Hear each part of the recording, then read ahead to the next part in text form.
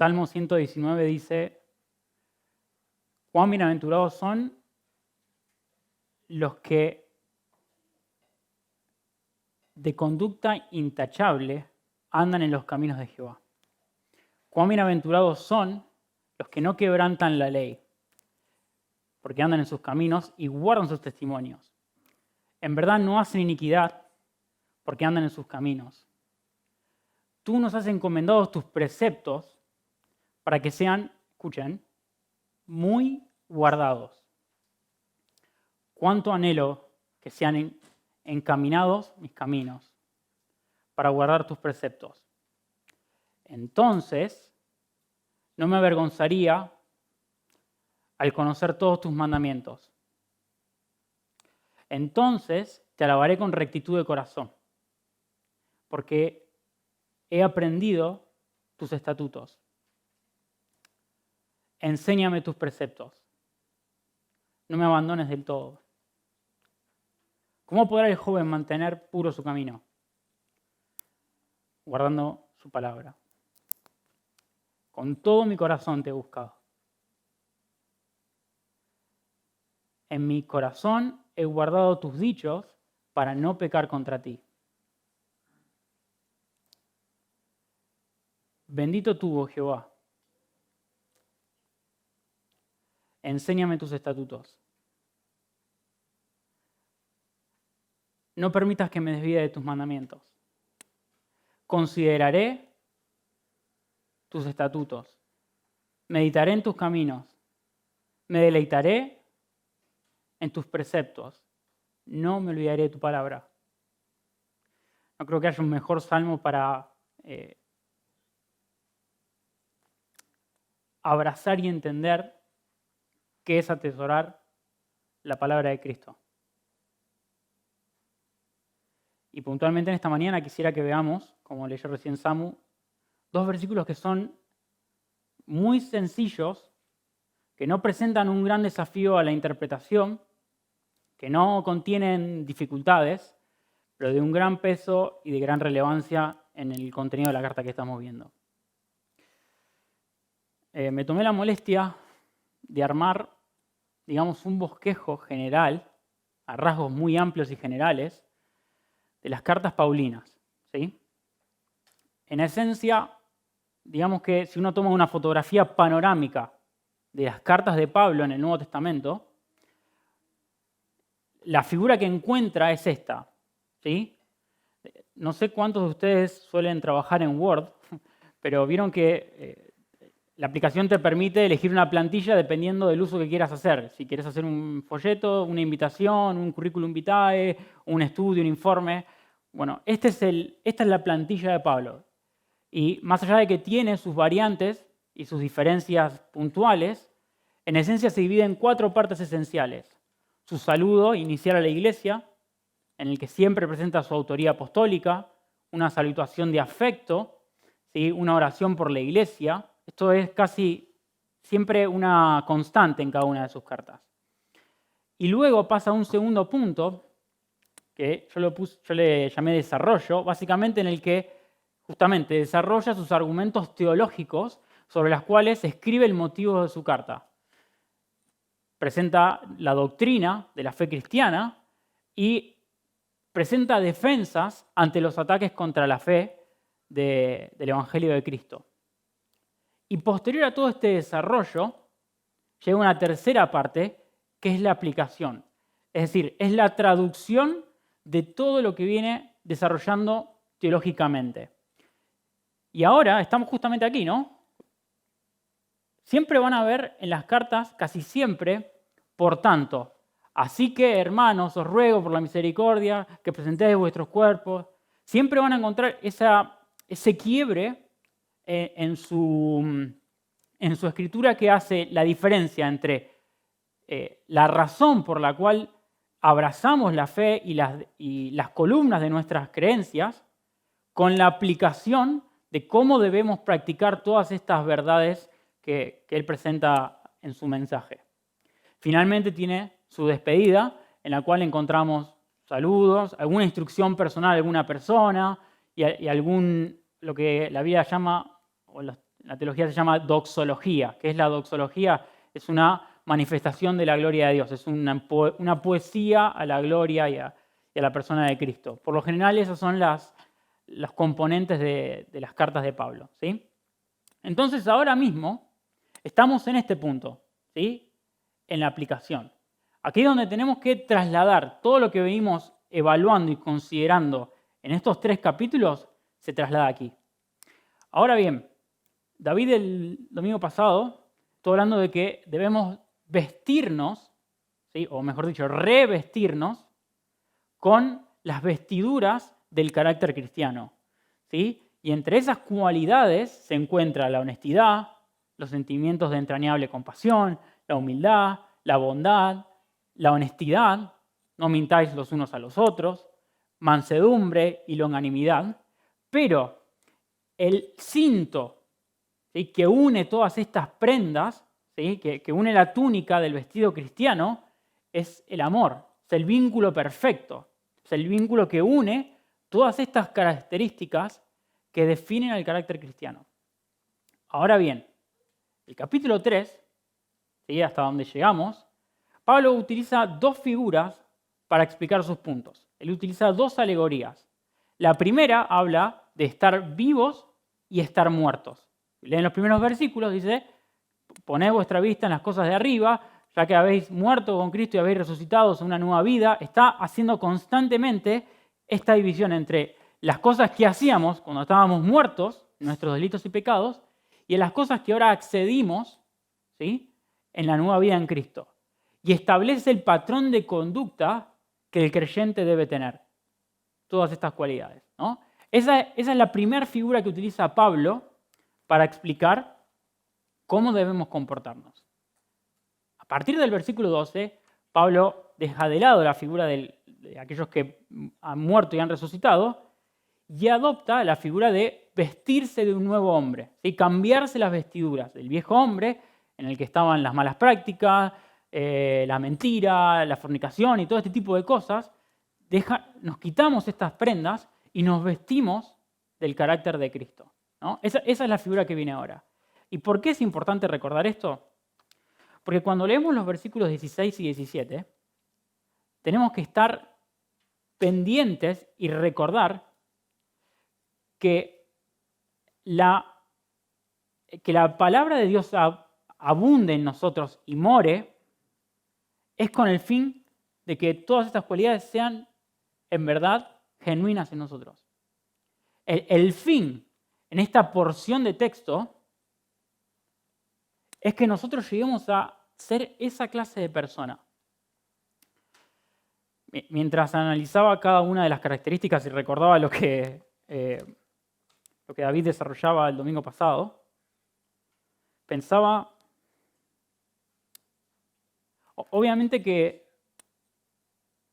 sin hacer un juicio de valor, las prendas con las cuales elegimos vestirnos, en ciertos aspectos, determinan nuestra personalidad.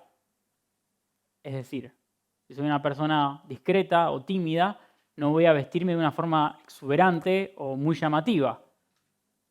Caso opuesto, si quiero intentar llamar la atención, ¿no? Voy a intentar, a través de mi forma de vestir, mostrar una imagen de quién soy. ¿Sí? Repito, no estoy haciendo un juicio de valor, no estoy diciendo ni que esté bien ni que esté mal. Simplemente estoy diciendo cómo la forma en que decidimos mostrarnos a los demás determina, en cierta medida, quiénes somos. Y pensaba rápidamente,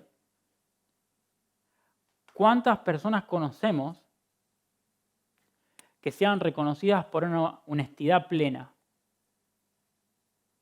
O sea, una persona en la cual no hay engaño. Una persona de sentimientos entrañables de compasión. ¿Saben de dónde viene entrañable? De entrañas. Es decir, no es alguien que experimenta un sentimentalismo o emociones al ver injusticias o el dolor de otros. Eso lo experimenta cualquiera viendo una película triste. personas de sentimientos entrañables sufren como si fuesen sus propios hijos los que están sufriendo.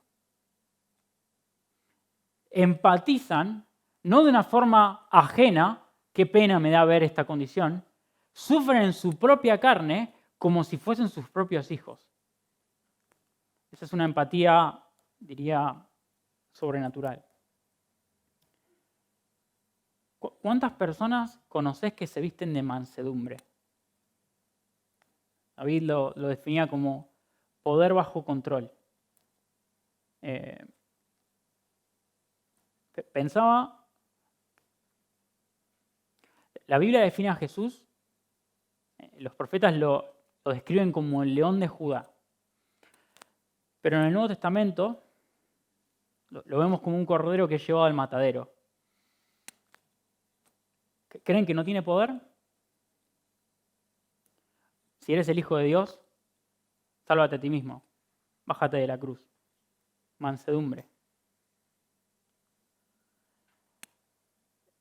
Longanimidad.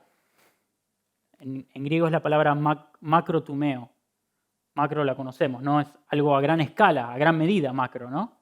Y tumeo es ánimo, justamente, es la capacidad de soportar ante la adversidad. ¿Cuántas personas mantienen esta cualidad de ser en medio de la adversidad, mantener un ánimo, no de no ser consciente de lo que sucede, sino de no rendirse, de no dejarse arrasar por las pruebas? Y cómo el amor es el elemento presente en cada una de estas características. Ninguna de estas cualidades funciona de forma individual sin amor. Si lo piensan un segundo y las ven cada una por igual, en todas está presente el amor. En todas. En la bondad está presente el amor, en la humildad está presente el amor, en la mansedumbre.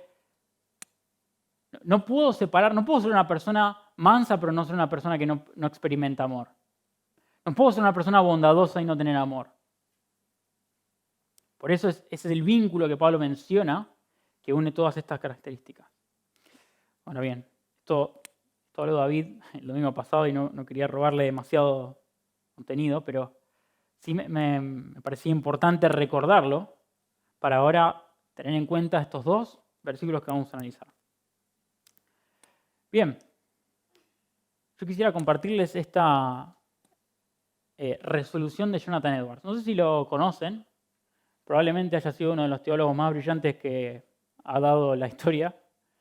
Y él ha escrito 70 resoluciones, ¿sí?, en las que él se compromete a cumplir una serie de condiciones. Miren lo que dice.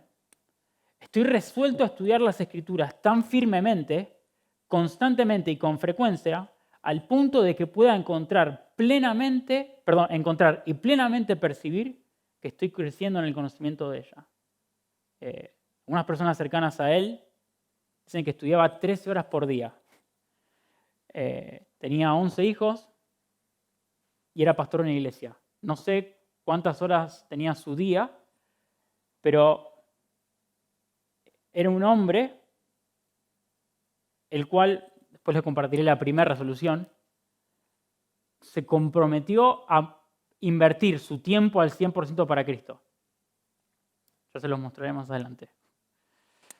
Con este desafío, con esta vara que este teólogo propone, yo quisiera que veamos qué es esto de que la palabra de Dios, mejor dicho, la palabra de Cristo abunde en vosotros. Y en el título, intencionalmente dije, abundando en la palabra de Cristo. Si miran el verso 16, van a ver que no dice la palabra de Dios viva en vosotros. O sea, la palabra de Cristo. En cierta medida, es probable que Pablo tenga la intención de seguir reforzando la persona de Cristo que estaba siendo amenazada, digamos, por las diferentes filosofías, el gnosticismo que atentaba contra las doctrinas de la fe. Entonces, probablemente su intención sea resaltar las palabras de Cristo.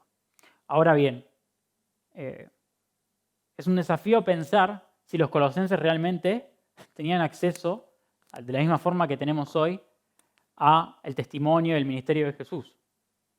Seguramente, y lo veo a Jesús y me acuerdo de él en todo este bimestre, cómo las tradiciones orales se fueron trasladando entre los creyentes. Es decir, las personas iban narrando, testigos oculares iban narrando a otros lo que habían visto acerca del Mesías, y ese testimonio se iba trasladando de generación en generación en creyentes, ¿sí? Y Pablo enfatiza en este punto. Y el capítulo 15 de Juan, yo sé que está en otro contexto, yo sé que no me interesa ver qué es esto de todo lo que pedí será dado. A mí lo que me importa es pensar en esto que Jesús propone. Si permanecéis en mí y mis palabras permanecen en vosotros. Yo creo que tengan en mente esto, ¿sí? Que las palabras de Cristo permanezcan en sus seguidores.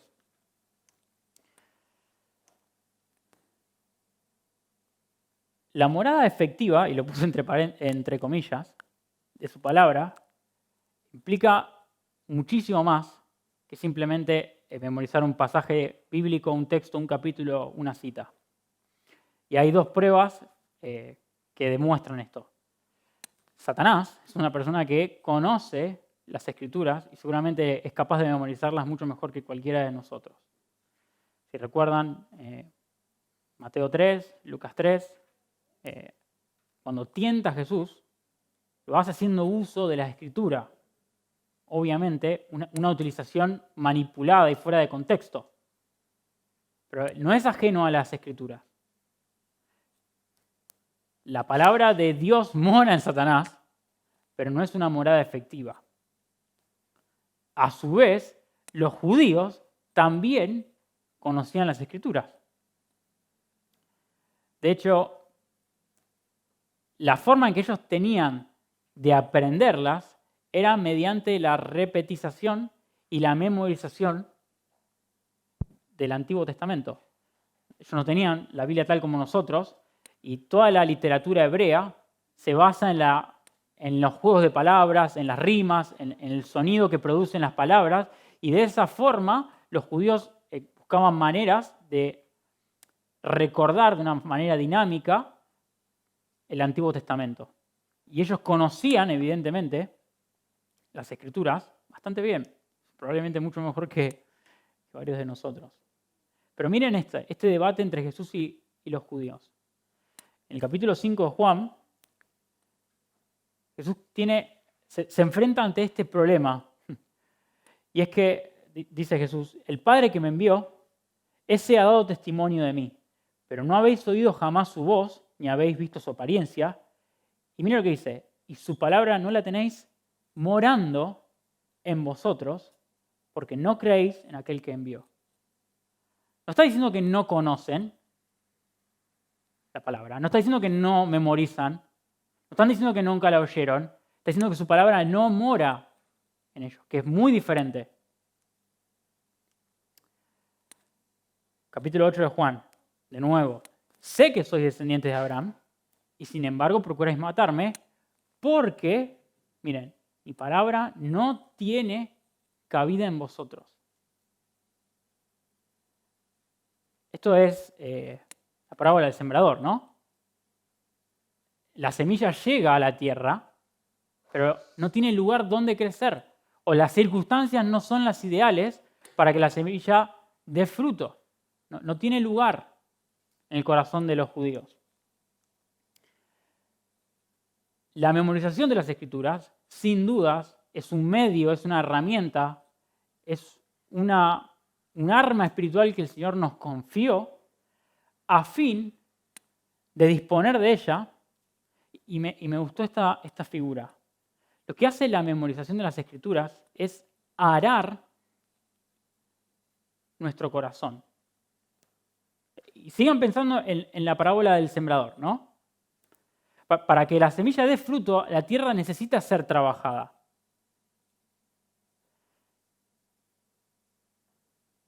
para que la semilla llegue al lugar indicado, muera, la tierra abrace esta semilla y dé fruto, tiene que estar en su condición ideal. Y la palabra lo que hace es empezar a trabajar y a justamente arar nuestro corazón de piedra hasta dejarlo desnudo ante la palabra del Evangelio. Cuando llega a la raíz, cuando puede penetrar las capas de nuestro corazón, ahí es cuando da fruto. Pero si yo no trabajo mi corazón por medio de la palabra, es muy probable o que vengan las aves y se la lleven, o que caiga entre espinos, o que caiga entre rocas.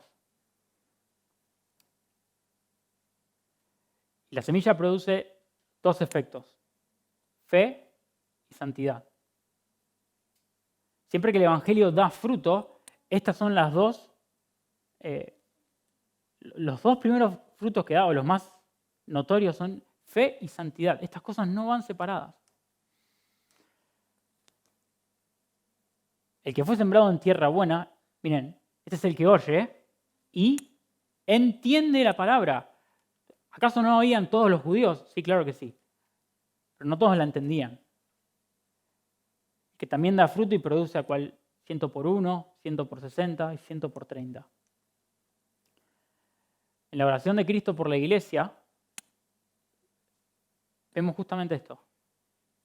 La intercesión de Jesús por cada uno de nosotros, reconociendo el uso que la palabra tiene. Santifícalos en la verdad.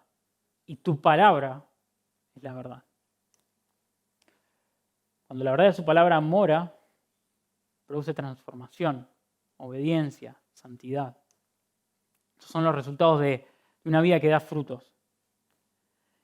Y es lo que se refiere Pablo a lo largo de la carta a los Colosenses. El capítulo 1, versículo 28, vemos una característica de los creyentes que comienzan a dar frutos.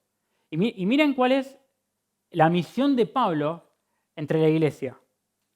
Si leemos desde el versículo 25, Pablo dice: de la cual yo llegué a ser ministro, según la administración de Dios, que me fue dada para con vosotros, a fin de que proclame plenamente la palabra de Dios. El misterio oculto desde los siglos y edades, pero ahora manifestado a sus santos, a quienes quiso Dios dar a conocer cuál es la riqueza de este misterio entre los gentiles, que es Cristo Jesús en vosotros, la esperanza de gloria, a quien nosotros anunciamos, amonestando a todo hombre y enseñando a todo hombre con toda sabiduría para presentar a todo hombre perfecto en Cristo. Es un pasaje casi paralelo al capítulo 3, verso 16 que estamos analizando.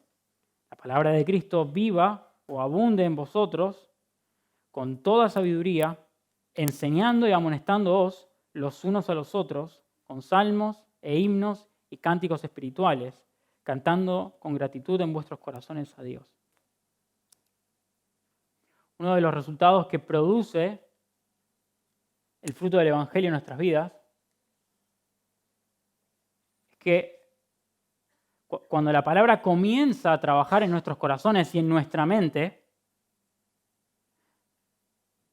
somos capaces de dar respuestas, de ofrecer consolación, de poder decir algo en momentos que quizás no sabemos qué decir. Estamos llenos de la palabra, porque la palabra de Dios abunda en nosotros. Hay una característica que está presente en este versículo 16, es que Pablo habla de que esta amonestación y esta exhortación entre la iglesia, entre los hermanos, debe ser con salmos e himnos y cánticos espirituales. Ahora, obviamente, no está diciendo que cada vez que vamos a dar un consejo tenemos que decirlo en la escala de do, no es eso lo que está diciendo Pablo, sino que, repito, ¿no? Piensen que ellos, el modelo en el cual memorizaban las escrituras era totalmente oral, ¿sí? Y era esta repetición constante de los salmos, entre otras cosas. Y los salmos tienen la característica, yo creo que el año pasado hablé de esto, de que no solamente contiene oraciones, no solamente contiene mandamientos, no solamente reconoce la gloria de Dios, no solamente contiene manifestaciones de su presencia y de su soberanía y de su misericordia, tiene una gama de recursos para el creyente que memorizarlos realmente es de vital importancia. Y el Salmo 119 dice esto: tus estatutos, miren cómo los reconoce el salmista, han venido a ser mis salmos en la morada de mi peregrinación, es decir, en su cuerpo, en su tiempo aquí en la tierra. Recuerdo en la noche tu nombre, oh Jehová, y miren, y deseo guardar tu ley. Esto me ha sucedido porque he guardado tus preceptos.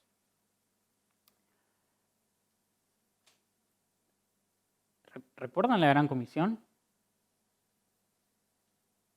Parece bastante simple de pronunciar, pero hay una característica que está presente, hay una condición en la manera en cómo debemos llevar a cabo esa Gran Comisión. ¿Enseñándoles a qué? A que guarden todas las cosas que os he enseñado.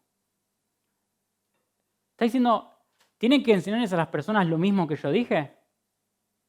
¿Tienen que enseñarles las palabras textuales con las cuales yo las dije? No. Tienen que enseñarles a que guarden esto. Hay una diferencia entre conocer y guardar. Hay una diferencia entre conocer y atesorar. Y ese cambio entre conocer y guardar es lo que produce fruto, es lo que produce transformación, es lo que me da la capacidad, lo que me habilita, mejor dicho, para poder amonestar a otros y exhortar y animar y consolar en el poder del Espíritu y no conforme a la sabiduría humana que habla el capítulo anterior de Colosenses.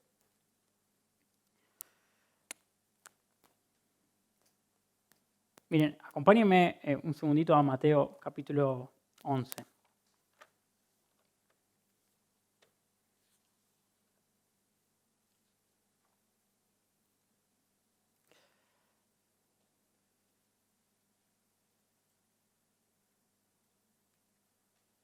Versículo 25 es una convocatoria de Jesús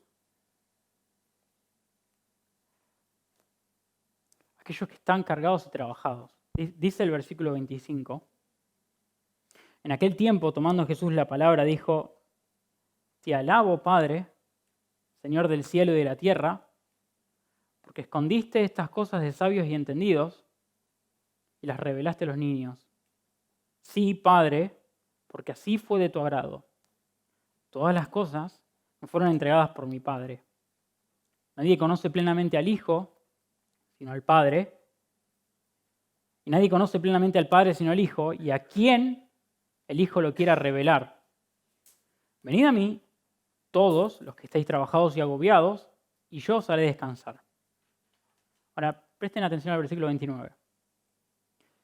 Llevad mi yugo sobre vosotros y aprended de mí, que soy manso y humilde de corazón, y hallaréis descanso para vuestras almas.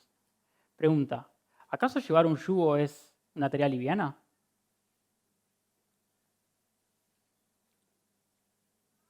Yo no sé si saben, o bueno, probablemente los que son de campo deben saberlo incluso mucho mejor que yo, que el yugo es una pieza que se coloca sobre el buey para que con la fuerza de este animal, mucho más fuerte y pesado, pueda justamente arar la tierra, ¿sí? Y poder hacer el trabajo que ¿sabes? Los hombres no pueden. Ahora, piensen esto.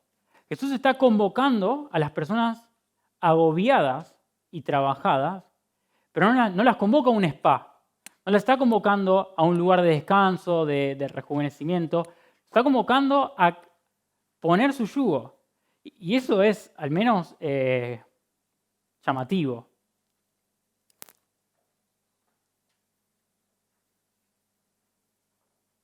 Pregunta, ¿es acaso el yugo de Cristo fácil y ligero?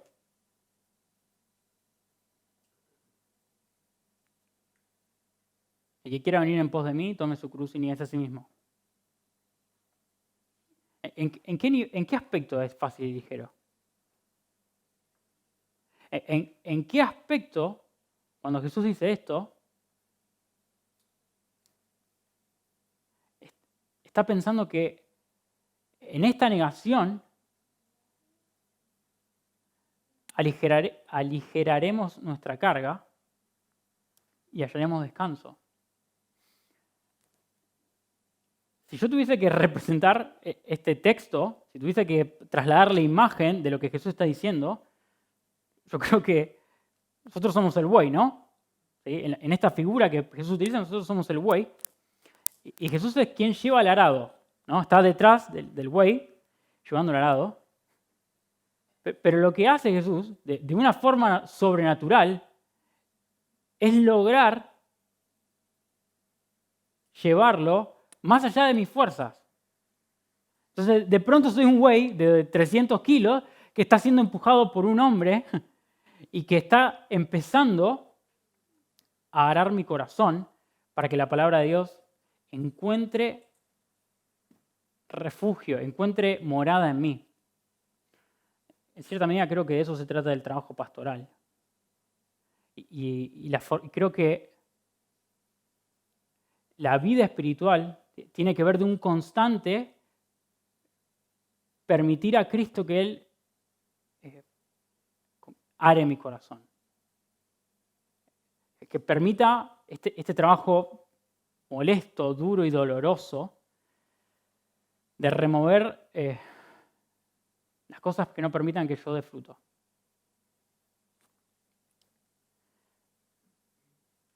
En este proceso creo que experimentamos algo que es sobrenatural, que es llevar una carga que para nosotros es imposible y que es experimentar la paz de Cristo, que es la que vemos en el versículo 15 del capítulo 3. Piensen esto. Si quieren pueden volver a Colosenses y repasarlo. Nuestra paz se debe a que Cristo nos reconcilió con el Padre, aún siendo pecadores. Ese es el motor, eso es lo que nos provee seguridad y paz, y es la cual actúa entre nosotros los creyentes, y es la que gobierna nuestra vida. Es el hecho de que estamos en paz para con Dios. Ahora, lo contrario a la paz es la enemistad, es la guerra. Y piensen esto un segundo, estábamos en guerra con Dios. Y por medio de Cristo hay paz. Y ahora cuando valoro el valor de esta reconciliación, es soberana la paz de Cristo en mi vida. Es como una nación que toma cada una de sus decisiones velando por el bien de su soberanía. Si la soberanía de nuestro corazón es la paz de Cristo, entonces es entendible que seamos capaces de soportarnos unos a otros y de perdonarnos unos a otros tal como Cristo nos perdonó. Porque no opera en nosotros una paz externa producto de la ausencia de problemas. Opera una paz que sobrepasa todo entendimiento. Finalmente, sin extenderme demasiado más, el versículo 17, aunque sería lindo recordar esto, perdón. En Efesios 4 vemos un pasaje paralelo, similar casi, a lo que vemos en Colosenses 3:16. La diferencia es que en Colosenses lo que debe abundar en mí, lo que debe morar plenamente en mí, es la palabra de Dios. Pero en Efesios lo que debe abundar en mí debe ser el Espíritu Santo. Hablando entre vosotros con salmos, himnos y cánticos espirituales. Ahora, la pregunta es, Pablo, ¿de qué tengo que ser lleno? ¿Del Espíritu o de la palabra? La respuesta es de ambas. De nuevo, esto no funciona de forma individual, en la que estoy lleno de la palabra, pero no estoy lleno del poder del Espíritu, y estoy lleno del poder del Espíritu, pero desconozco la palabra. De hecho, la fe proviene del oír y el oír la palabra de Dios. Entonces, estas cualidades de la vida cristiana van unidas, no son indivisibles. Y el modo en cómo nos relacionamos entre nosotros es de esta forma. Hay un común denominador en la manera en que nos comunicamos, en la manera en cómo nos tratamos, en el uso de nuestras palabras, no solamente en nuestro vocabulario, en lo que soy consciente que debo decir, aun cuando muchas personas no lo quieren oír, y lo que no debo decir, aun cuando la persona quiere oírlo a veces.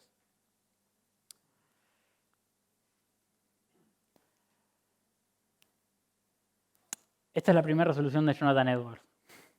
Es un poco larga, está en 2 partes, pero miren, para mí, en mi opinión, es mi teólogo favorito, el que más disfruto leer. Dice lo siguiente: tomo la resolución de que voy a hacer todo aquello que piense que sea más para la gloria de Dios y mi propio bien, beneficio y placer durante mi tiempo, sin ninguna consideración del tiempo, ya sea ahora, tras millares de años. Me resuelvo a hacer cualquier cosa que sea mi tarea y deber para el bien y la ventaja de la humanidad en general. Tomo la resolución de hacer esto sin importar cualquier dificultad que se me presente, ni cuántas, ni qué tan grandes puedan ser. Piensen en esto, y todo lo que hagáis, dice el versículo 17, de palabra o de obra, hacedlo todo en el nombre de Cristo. Imagínense, no sé si alguna vez han recomendado a alguien para un trabajo, alguien que ustedes creen que esta persona es la adecuada, ¿no? No hay nada peor que esa persona no esté a la altura del empleo y en lugar de dar una buena imagen, te genera un problema a la persona con lo cual lo aconsejaste. No hubo un buen, digamos, no fue la persona adecuada a la cual recomendaste en tu nombre a que cumpla una función. No hay nada peor que tener que pedir disculpas y decir, mirá, no sabía que esta persona no era así. Y piensen esto, ¿no? Dios nos está encomendando y nuestra mentalidad debe ser, ¿cómo voy a hacer cómo muestro a Dios en las tareas que Él me confiere? ¿Cuál es la imagen de Dios que estoy mostrando?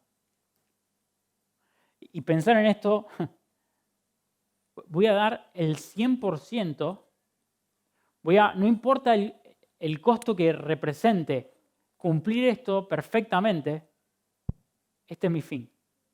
Esto es lo que resuelvo. Y me parece genial la forma en la que Jonathan Edwards lo presenta. Dando gracias a Dios Padre por medio de Él. Casi llegando al final de la carta y llegando al final de esta porción de la aplicación, hay una cualidad presente, no solamente en las responsabilidades y en la labor cristiana, hay una respuesta inevitable que produce el fruto del Evangelio, y es la gratitud. Al comienzo de la carta, en el versículo 9, una de las cosas por las cuales Pablo ora por la iglesia es de que sean llenos del pleno conocimiento de su voluntad en toda sabiduría y discernimiento espiritual, para que anden como es digno del Señor en todo. Versículo del 12 al 15. Dando fruto en toda buena obra y creciendo en el pleno conocimiento de Dios. Versículo 16, ¿no? De que la palabra de Dios abunde en vosotros, enseñándoos y amonestándoos unos a otros. ¿Ven cómo se relaciona la carta entre sí? Fortalecidos con todo poder, conforme a la potencia de su gloria, para toda, miren, paciencia y longanimidad, con gozo, dando gracias al Padre, que os hizo aptos para participar de la herencia de los santos en la luz. Lo que produce el Evangelio es la gratitud de gracias Cristo por reconciliarme. Gracias por la paz que no merezco. Gracias por estas cualidades que son imposibles que yo logre producir por mí mismo. Gracias por hacer de mí una persona mansa. Gracias por hacer de mí una persona honesta. Gracias por enseñarme a través de tu palabra. Eso produce el Evangelio. Actitud. Con gozo. Hermanos, sinceramente, y para concluir, simplemente decirles, animarlos a practicar la disciplina de memorizar las Escrituras, de meditar en las Escrituras, de hacer una introspección y ver cómo, de permitirle a Dios a través de su palabra que empiece a arar mi corazón y empiece a evaluar en qué áreas estoy dando frutos. De hecho, todas estas cualidades son evidencias de un nuevo nacimiento. Se manifiestan y que son imposibles de esconder. Y por supuesto que estamos en este proceso de desvestirnos del viejo hombre y vestirnos del nuevo.